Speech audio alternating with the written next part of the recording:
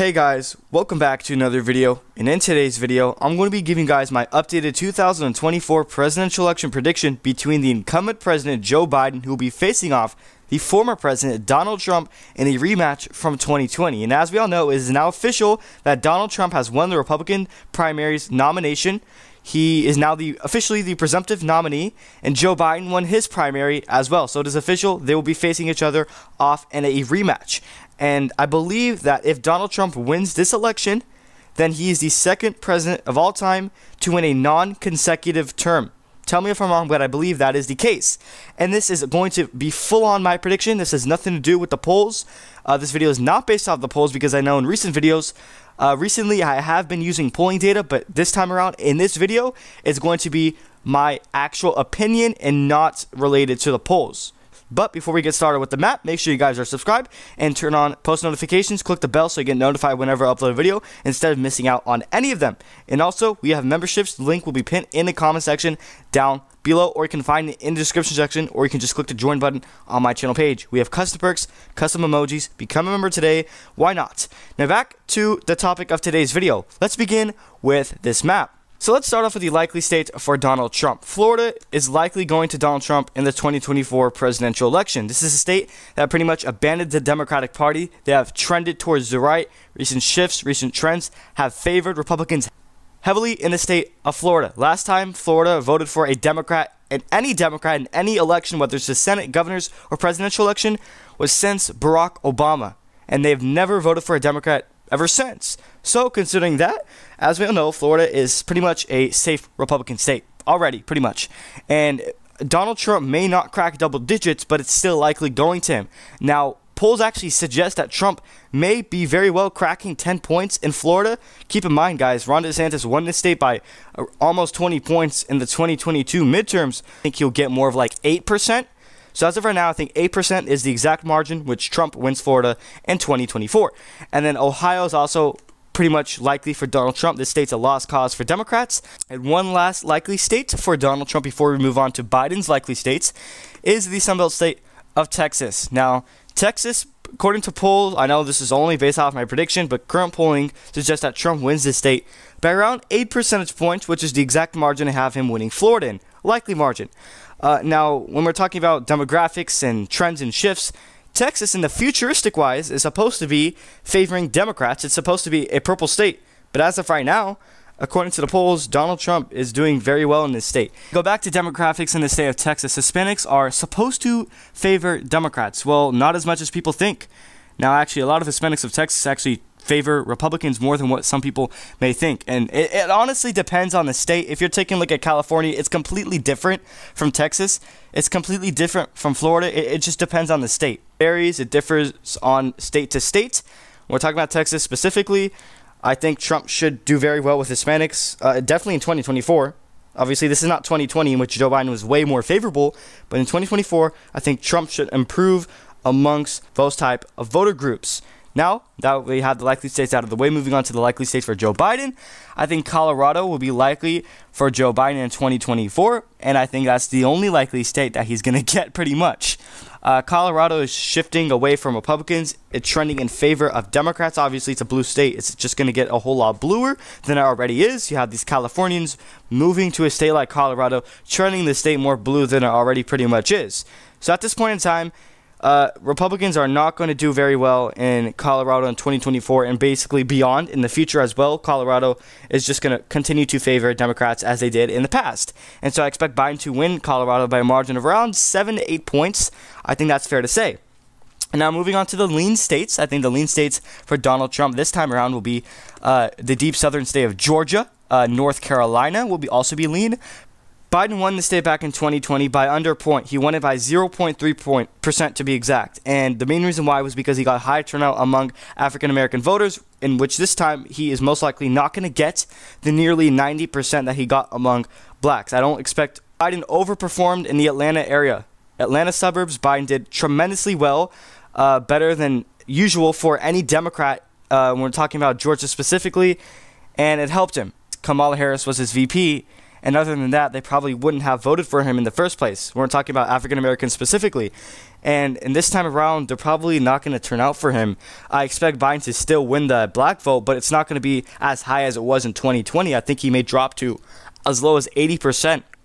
And actually, some polls, I know this video is my prediction and not polls only, but actually some polls has Trump getting around 25% of the black vote, around 1/4. I expect Biden will probably win it by 80% this time around, but it's not going to be enough to win a state like Georgia because the margin was just so low, and I think Donald Trump is going to win it this time around by about 4 percentage points, which is a lean margin. Let me know if you agree with that. As of right now, I have Trump winning Georgia by 4 points at the moment. And even though the governor of Georgia, Brian Kemp, doesn't have the best relations with Donald Trump, he still said that he supports Trump over Biden. And I think that's going to be enough, obviously. I think Georgia will probably be one of the most likelier flips for Donald Trump, probably the most easier ones, because Biden only won this by around 11,000 votes.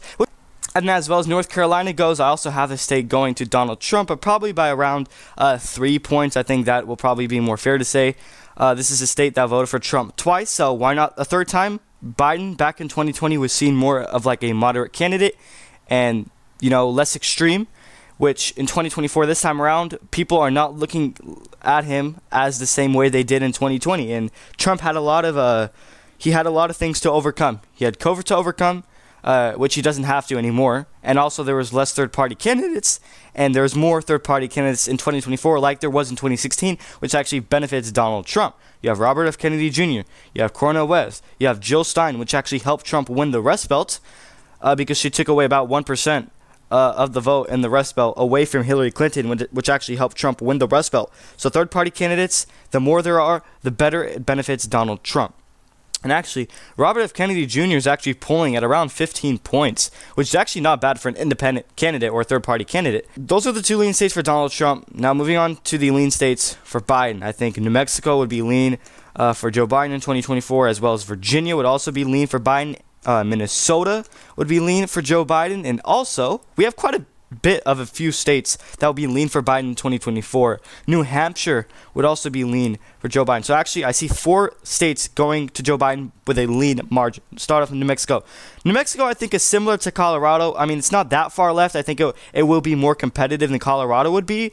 So I think New Mexico has a shot at actually being really close. But at the end of the day, I expect Biden to win it by probably around, I would say, 6 percentage points. And it is a border state, and Joe Biden, his worst approved issue happens to be the border and immigration. So considering that he's underwater by a net negative 33 points on the issue of immigration, and New Mexico is a border state, if the folks there are really feeling the impact of the border, obviously they have a disapproved rating of Biden on that issue. It's not going to help him on the long run. And then Minnesota, I think Biden's going to win that by around, I would say, 5 percentage points. Currently, polls have him at 4 points, so I expect somewhere around that margin. I mean, Minnesota can get close, but I don't expect it to get too close. This state hasn't really voted for a Republican in a long time on the presidential level, especially. So considering that, I think Biden's going to probably win Minnesota. I think it's pretty much out of reach for Donald Trump. Minneapolis, those type of suburbs are trending left in Minnesota, so I don't think that's going to pan out well for Donald Trump.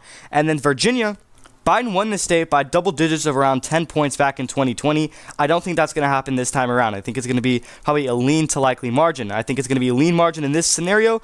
In this case, I think Biden probably wins Virginia by around 5 to 6 percentage points. Currently, polls have him up by, I believe, around 3 points, and this video is not based off polls. It's based off of my actual prediction. So I think Biden should pretty much win Virginia. And obviously they have Republican Governor Glenn Youngkin. He's very approved of in that state, and he endorsed Donald Trump. So maybe that can actually help Donald Trump do better in Virginia in the long run. But no matter what, I just don't see him flipping it. It may come close, maybe 3 to 4 percentage points with the endorsement of the very well approved of Governor of Virginia, Glenn Youngkin. So maybe that's going to help, but I'm not sure if it's enough to actually flip the state. And then the last and final lean state before we move on to the tilt states for Joe Biden is New Hampshire.